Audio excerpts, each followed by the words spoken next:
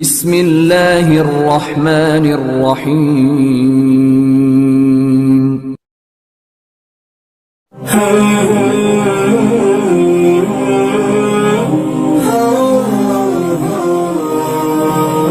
الرحمن الرحیم۔ آپ کا سوال علی رضا صاحب کے جس نے ابھی تک تقلید نہیں کی، 10 سال ہو گئے، 20 سال ہو گئے، بغیر تقلید کے عمل کر رہا ہے، کیا اس کا عمل ٹھیک ہے؟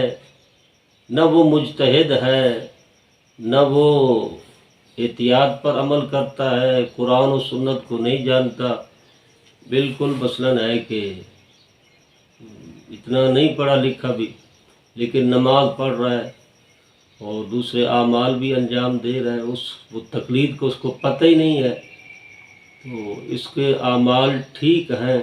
اگر واجب ہے، جب واجب ہی ادا نہیں ہوگا تو وہ تو گناہگار جی اس کے ٹھیک ہو سکتے ہیں۔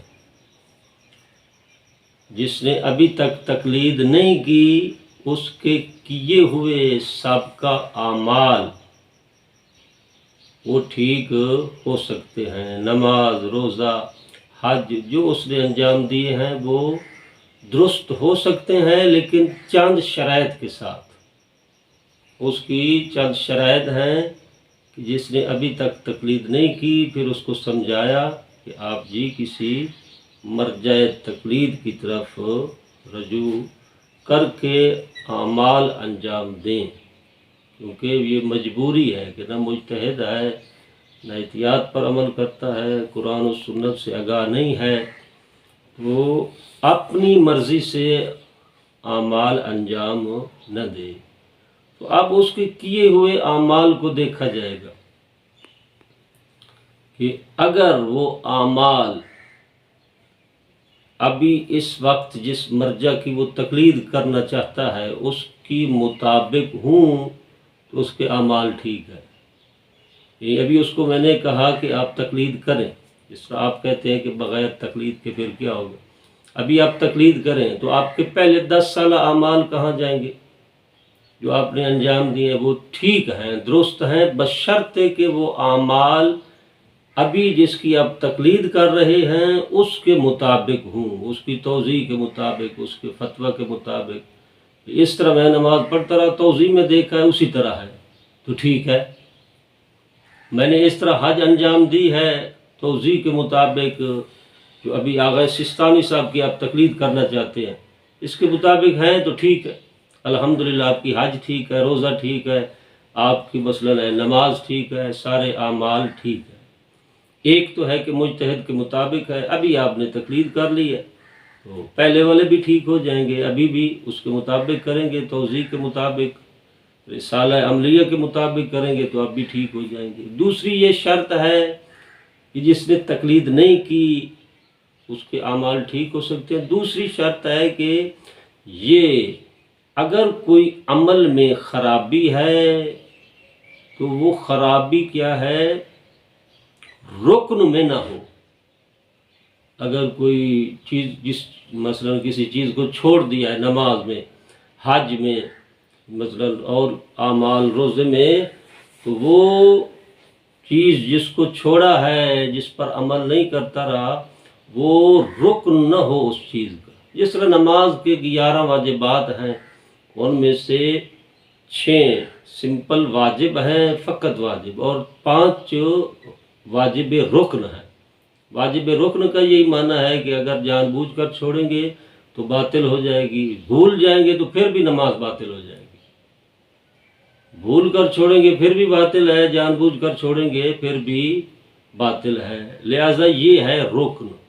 اگر یہ نقص جو اس نے عمل کیا ہے اس میں نقص، زیادتی یا کمی رکن میں ہوئی ہے تو وہ دوبارہ انجام دے، یعنی مثلا بغیر رکوع کے وہ نماز پڑھتا رہا، بغیر سجدوں کے نماز پڑھتا رہا، بغیر مثلا ہے قیام متصل برکوع کے وہ کرتا رہا، تکبیرۃ الاحرام کا پتہ ہی نہیں تھا، تکبیرۃ الاحرام نیت کا بھی پتہ نہیں تھا، کسی رکن میں خرابی کرتا ہے تو اس کی نماز باطل، وہ کیے ہوئے اعمال جس میں بھی کرتا ہے وہ دوبارہ انجام دے۔ ٹھیک ہے جی۔ اس میں وہ معافی نہیں ہے۔ اور اگر رکن کے علاوہ ہے تو پھر یہ اگر جاہل قاصر تھا تو اس کے اعمال ٹھیک ہیں۔ جاہل قاصر کیا ہوتا ہے؟ اب ظاہر ہے کہ اس کو سمجھانا پڑتا ہے ساری چیزوں کو، تو آپ کا سوال زیادہ ہو جائے گا، اس کا جواب جاہل قاصر وہ ہوتا ہے جو کوشش کرتا ہے دین سیکھنے کی، یا کسی کتاب سے پڑھا ہے، کسی توضیح، اس نے وہ جو سمجھا ہے بالکل پکا، اس کو مثلا ہے کسی عالم نے بتایا، اس پر وہ عمل کرتا رہا، خود سمجھا ہے، کوشش کی ہے سمجھنے کی، کسی نے بتایا، کسی کتاب سے پڑھا، وہ اس کے مطابق وہ عمل انجام دیتا رہا، بعد میں پتہ چلا کہ یہ تو وہ صحیح نہیں عمل تھا۔ اب اس نے تو کوشش تو کی ہے، کسی رسالہ سے پڑھ کر، کسی کتاب سے پڑھ کر، یا خود کوشش کی ہے کسی سے سمجھنے، اس کے مطابق کرتا رہا، یہ نہیں کہ کوتاہی نہیں کی، کسی سے نہیں مثلا پوچھا ہی نہیں ہے، یہ تو مقصر بن جائے گا۔ جاہل مقصر جو دین کو سمجھ سکتا ہے نہیں سمجھتا، نہ کتاب پڑھتا ہے، نہ ریسرچ کرتا ہے، نہ کسی سے پوچھتا ہے، نہ خود زحمت کرتا ہے، یہ ہو گیا مقصر۔ اگر اس کے اعمال میں خرابی آئے گی، واجب میں رکن ہو یا غیر رکن ہو، تو دونوں صورتوں میں اس کا دوبارہ انجام دے گا۔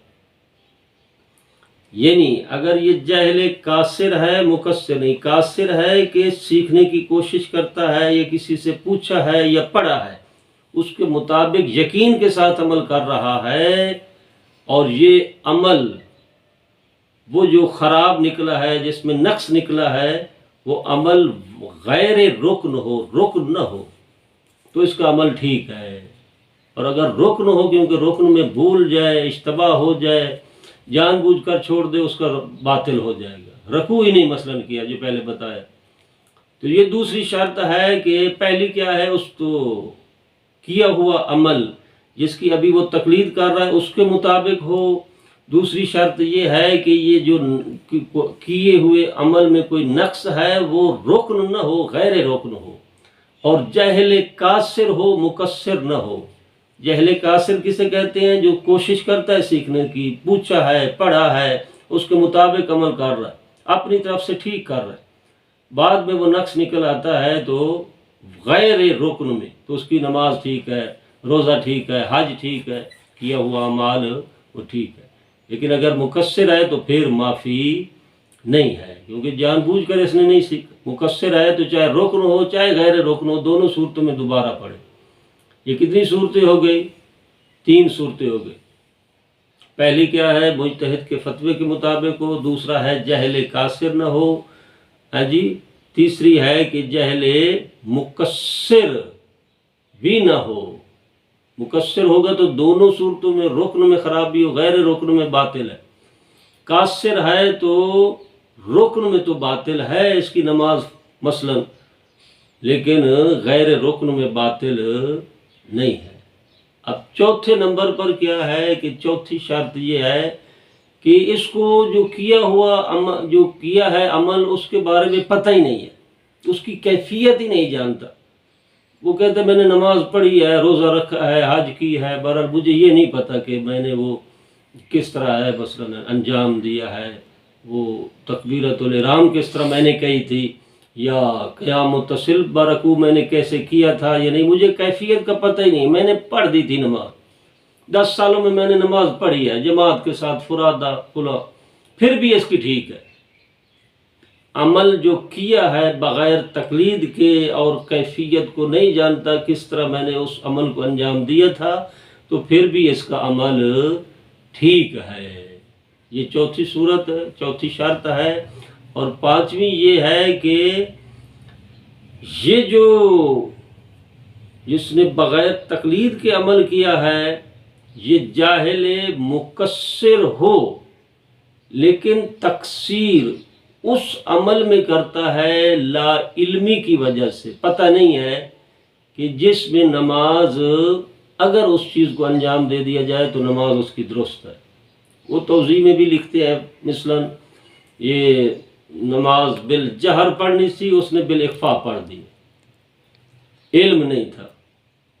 بعد میں پتہ چلتا ہے نماز پڑھنے کے بعد ظہرین کی بالاخفاء ہے، باقی 3 نمازیں جو ہیں وہ بالجہر ہے۔ قراءت جو پہلی اور دوسری رکعت میں 2 سورتیں پڑھتے ہیں ان کو قراءت کہتے ہیں، اور وہ بالجہر اور بالاخفاء واجب ہے۔ اس میں ظہرین میں واجب ہے اپنا، بالاخفاء واجب ہے، مغربین اور صبح کی نماز میں بالجہر واجب ہے۔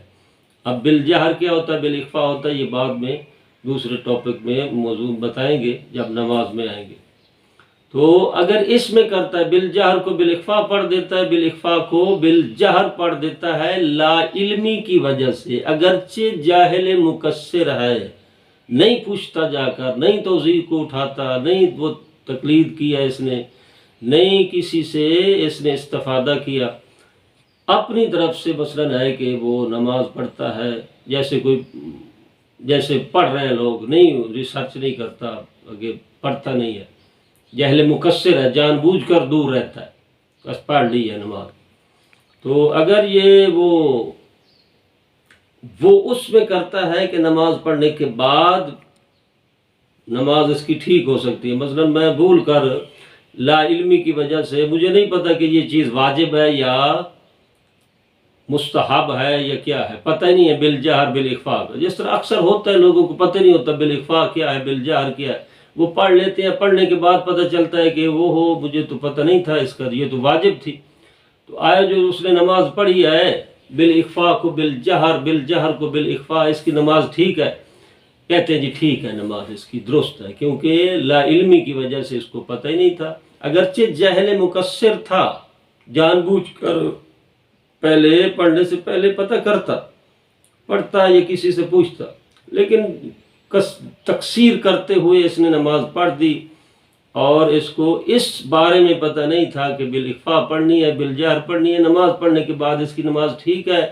آغا سستانی صاحب دوسرے کہتے ہیں کہ اس کی نماز ٹھیک ہے۔